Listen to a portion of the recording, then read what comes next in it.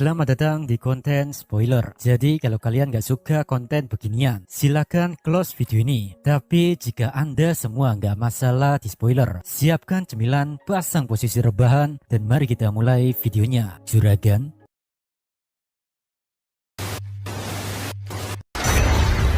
Kami kembali. Yari. Merespon agar nggak terkena dampak dari kekuatan tuannya, Moss pun menciptakan barrier untuk melindungi dirinya sendiri dan juga Sokka. Nggak berselang lama, paralel eksistensi atau klonnya Felgreen mendekat. Di situ, Felgreen menatap Testarossa dan bilang, "Testarossa, kau benar-benar melakukan tindakan yang nekat ya?" Testarossa menjawab, "Santai saja, aku hanya ingin memastikan apakah semua kekacauan ini benar-benar terjadi atas kehendak Velzat sama atau bukan." Felgreen membalas, "Untuk tujuan sesederhana itu, kau menggunakan kekuatan yang bisa menghancurkan dunia. Wow, menurutku kau itu cukup mengesankan." Dua wanita cantik berdiri berdampingan, tersenyum santai sambil bertukar percakapan. Bagi orang yang tidak mengetahui situasinya, pemandangan ini pasti akan terlihat seperti sebuah keindahan yang luar biasa. Namun bagi Moss yang telah terpapar langsung oleh White Nihilistic Wall, ini bukanlah pengalaman menyenangkan, melainkan teror mutlak. "Terima kasih telah melindungi saya," ucap Sokka yang berada di dalam barrier Moss. Tanpa menatap lawan bicaranya dan tetap fokus mengamati sekitar, Moss bilang, "Jangan terlalu dipikirkan. Jika kau berhasil bertahan hidup di sini, maka kau sudah hebat. Jadi banggalah pada dirimu." Sokka menjawab, "Aku merasa tidak berguna dan itu membuatku frustasi." Moss membalas, "Jangan khawatir, aku juga tidak jauh berbeda denganmu. Di Eurasiania ini, Bre, benar-benar dipenuhi oleh kekuatan Velzat. Hal ini menyebabkan badai salju yang luar biasa pekat. Andaikan jika manusia biasa, bahkan seorang petualang peringkat A ada di sini, maka mereka akan menemui ajalnya dalam hitungan jam saja. Lebih buruk lagi, di tengah badai salju ini, penglihatan benar-benar tak terlihat dan bahkan suara pun tertelan oleh kebisingan badai. Bukan hanya itu saja, Magic Sense yang digunakan untuk mendeteksi keberadaan energi sihir di tempat ini tidak akan dapat berfungsi. Maka dari itu Testarossa menggunakan kemampuan ini untuk mencari anomali Tung-Tung Saur. Meski perbedaan kekuatan antara Moss dan Sokka sangatlah besar, jika diibaratkan sih orang dewasa dengan bayi. Kendati demikian, di tempat ini Moss berada dalam situasi yang sama dengan Sokka. Mereka berdua tidak dapat berbuat apapun. Bagi Moss, ini bukanlah masalah harga diri atau penghinaan, tapi malah sebaliknya. Ini hanyalah pengingat tentang betapa jauhnya kesenjangan kekuatan antara dirinya dan majikannya. Moss bilang, "Sokka-san, dengarkan baik-baik. Saat ini keberadaan kita sepenuhnya ada di tangan Testarossa sama. Di dalam dunia putih ini, hidup atau tewasnya kita bergantung sepenuhnya pada kehendaknya." Sontak Sokka kaget. "Nani?" Moss pun menjelaskan lebih lanjut, "Sekarang ini masih tahap pertama dari teknik White Nihilistic Wall, jadi kita masih bisa bertahan hidup. Namun jika beliau benar-benar melepaskan Nihilistic Collapse setelah itu, semuanya akan jadi sangat mengerikan." Simpelnya, tahap pertama ini Testarossa nih lagi nunggu dan prepare lah. Lalu tahap kedua, yakni Nihilistic Collapse, Testarossa akan memulai serangan yang sebenarnya. Oleh karena itu, tugas Sokka di sini tidak perlu melakukan apapun, karena keberadaannya saja sudah cukup memiliki arti di tempat ini. Tentu Sokka bingung, apa fungsi dia di sini selain menjadi penonton. Dalam keheningan jiwanya, Sokka penasaran. Dia ingin tahu kenapa Testarossa memilih untuk menggunakan sihir menakutkan itu di sini dan sekarang. Meskipun keingintahuannya begitu besar, tapi di sisi yang lain, badan Sokka tak berhenti gemetar ketakutan. Maka dari itu, beliau berpikir, alangkah lebih baiknya tidak mengetahui jawaban dari pertanyaannya. Hal ini menimbulkan kesadaran dalam jiwanya dan menemukan arti dari keberadaannya di tempat ini, yakni sebagai penanda. Di dunia putih ini, di mana bahkan penglihatan pun hampir mustahil. Dengan kata lain, butuh waktu yang sangat lama bagi bala bantuan untuk mencapai tempat ini setelah dikirim.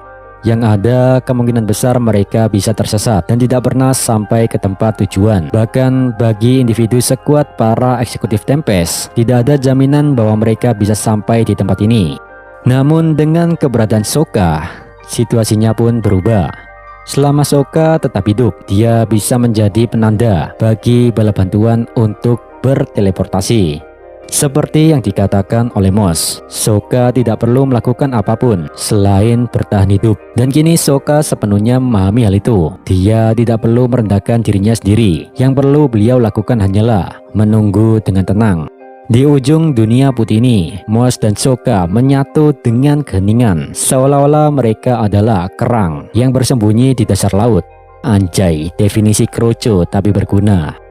Percakapan antara Testarossa dan Felgrin terus berlanjut. Di situ Felgrin mengatakan, Milim telah melepaskan Dragonova di dalam istana bintang surgawi. Dan meski aku sudah memperkuat area itu dengan Star Protection Barrier, ujung-ujungnya tetap saja kerusakan tak bisa dihindari. Terlebih lagi, aku masih perlu menyisakan tenaga.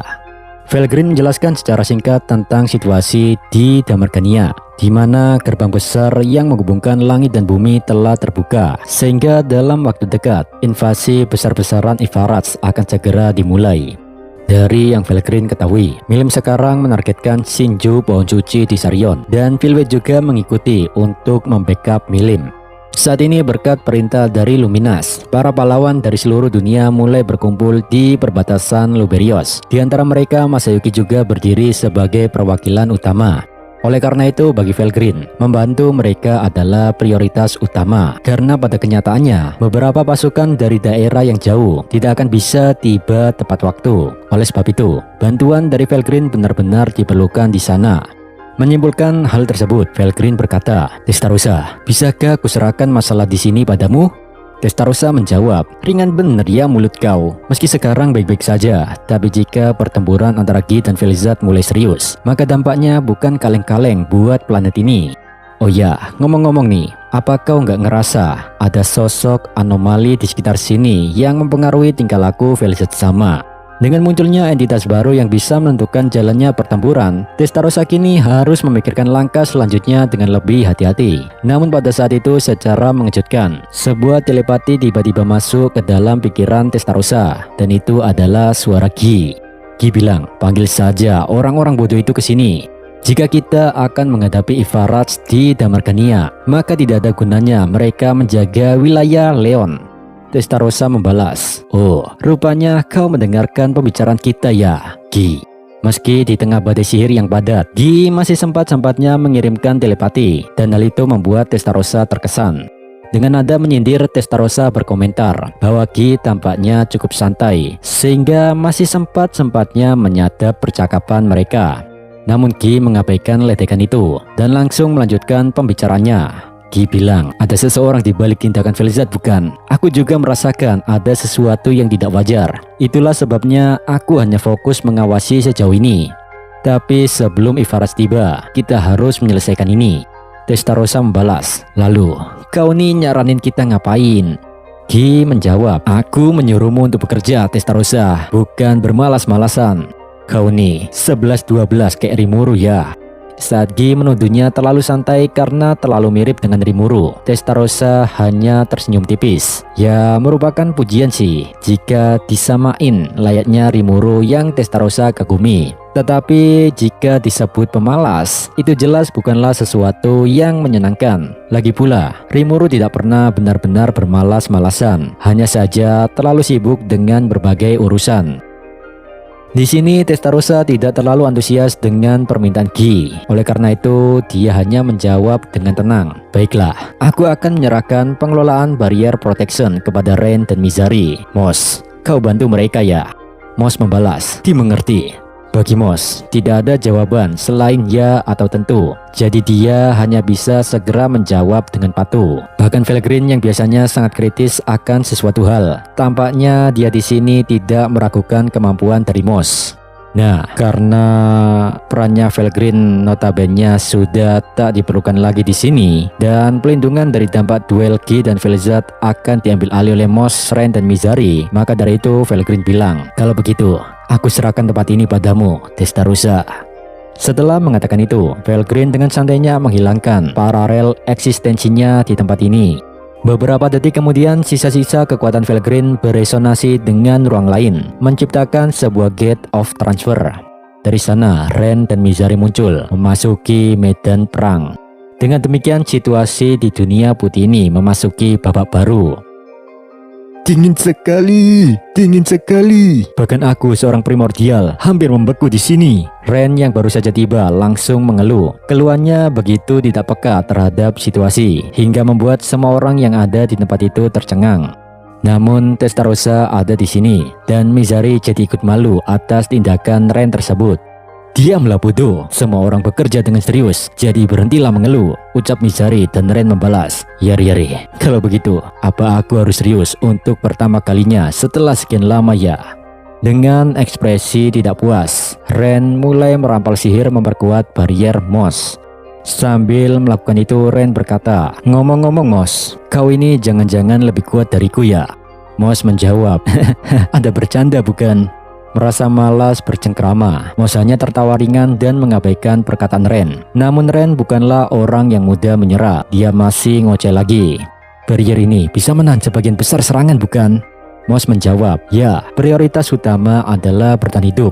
Ren bertanya tentang barrier yang lagi melindungi Moss dan Sokka, dan memang kekuatan pertahanannya sudah mencapai tingkat yang luar biasa, sehingga bisa menetralkan dampak dari serangan Gi dan Velzat.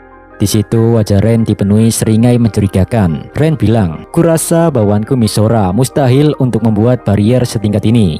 Mizari pun mengangguk setuju dengan perkataan Ren. Mizari juga membandingkan keterampilan Kan, yakni bawaan terpercayanya, dan Mizari yakin Kan tak akan sanggup menciptakan barrier sekuat milik Moss. Sebagai sosok yang dipuji, Moss tentu merasa sedikit senang. Namun beliau tidak boleh terbawa suasana, karena dia tahu nih, Ren merupakan sosok yang mahir dalam menjebak orang dengan pujian palsu, hanya untuk menyerahkan tugas-tugas merepotkan. Maka dari itu, sebelum dia masuk perangkap wanita biru ini, Moss segera mengambil inisiatif untuk membagikan tugas. Moss bilang, aku sudah menghubungkan barrier milikku dengan protection barrier yang sebelumnya dibangun oleh Velgrin sama di tempat ini. Sekarang, kepemimpinan utama aku serahkan kepada Ren sama, dan untuk Mizari sama, aku mohon bantuan dalam proses penyesuaiannya.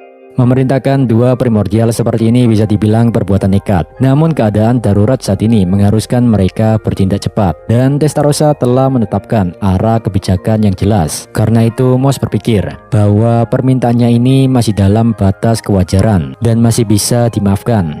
Seperti yang diharapkan dari bawaan Testarossa, kau benar-benar kompeten. Dan sekarang bukan saatnya berdebat, jadi aku setuju dengan ini. Tanpa banyak komentar, Mizari mulai mengambil alih kendali. Dengan begitu beban Moss dalam mengoperasikan barrier sedikit ringan karena sudah ada dua primordial yang mau membantunya. Sambil menghela nafas, Ren berkata, aku masih tidak suka harus menjadi pemimpin tim ini, sementara Mizari hanya bertindak sebagai pendukung. Tapi ya sudahlah, aku akan melakukannya. Setelah mengatakan itu, Ren sepenuhnya mengendalikan barrier milik Moss. Boom boom boom boom boom boom boom boom boom boom boom. Barrier itu membesar lebar dan lebih kuat dari sebelumnya, sehingga dampak dari duel Gi dan Velzat jadi makin gak berasa lagi. Bagi Moss yang menguasai manipulasi energi sihir dengan tingkat presisi luar biasa, dia menilai teknik Ren ini benar-benar seperti mahakarya tingkat dewa. Luar biasa, sugoi. Moss terkejut. Dia awalnya sedikit meremehkan kedua primordial ini. Moss yakin dengan jumlah magic tools yang hampir setara, maka dalam pertarungan dirinya nggak akan kalah dengan Ren ataupun Mizari. Namun saat melihat bagaimana Ren memperkuat barrier melebihi levelnya, hal ini membuat Moss kena mental. Dalam diamnya Moss bergumam, bahkan jika aku menggunakan Infinite Ether pada Ren sama, mungkin saja itu tidak akan berhasil. Aku sama sekali tidak menyangka kesenjangan kekuatan di antara kita sebesar ini. Pada akhirnya, Moss semakin menaruh rasa hormat terhadap 7 primordial. Beliau pun menyadari bahwa dirinya mulai menjadi arogan. Dan setelah kejadian ini, dia berjanji untuk lebih rendah hati. Kendati demikian, Ren memiliki pemikiran yang sangat berbeda. Dia bergumam, apa-apaan ini? Kenapa Moss memiliki lebih banyak energi sihir dariku? Dalam hatinya, Ren benar-benar panik. Ren sempat bercanda dengan berkata, kau ini jangan-jangan lebih kuat dariku ya Moss. Dan Moss hanya menjawab dengan tatapan heran. Dulu bre, Ren pernah mengalami kekalahan telak melawan Testarossa. Meskipun beliau sudah menghapus kenangan memalukan itu, namun perasaan hina dan tidak terima masih terus membara di dalam hatinya. Dan sekarang bawaan Testarossa mengalahkannya dalam hal jumlah energi sihir atau magic tools. Tentunya fakta ini sudah lebih dari cukup untuk menginjak-injak harga diri Ren. Ini bukan lagi soal sikap kekanak-kanakan, karena bagi Ren, ini adalah perang.